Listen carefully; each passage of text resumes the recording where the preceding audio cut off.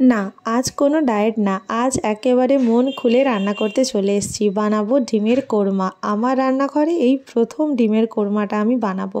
সেদ্ধ ডিমগুলোকে নুন, হলুদ আর অল্প পরিমাণ লবণ দিয়ে বেশ লাল লাল করে ভেজে তুলে রাখলাম।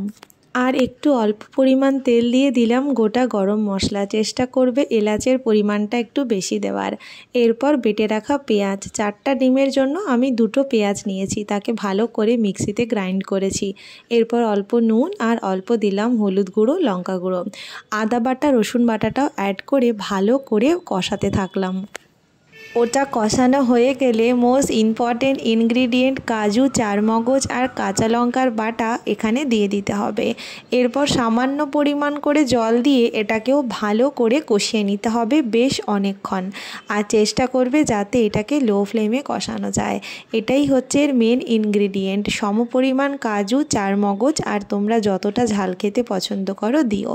ওপর থেকে দিয়ে দিলাম দুধ। যদি তোমাদের কাছে নর্মাল দুধ না থাকে তোমরা পাউডার মিল্ক গরম জলে গুলিয়েও ব্যবহার করতে পারো। আবার ভালো করে এটাকে কষাতে হবে।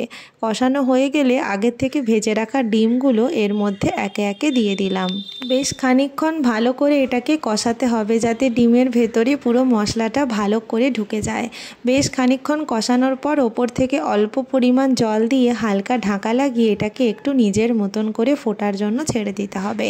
বেশ খানিকক্ষণ লো ফ্লেমে ফোটার পর ওপর থেকে আমি আগের থেকে ভেজে রাখা পেঁয়াজটা দিয়ে দিলাম, যেটাকে বেরেস্তা বলা হয়।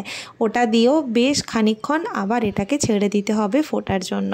নামানোর অল্প কিছুক্ষণ আগে তোমরা চাইলে গরম মশলার গুঁড়ো দিতে পারো, বাট আমি দেইনি।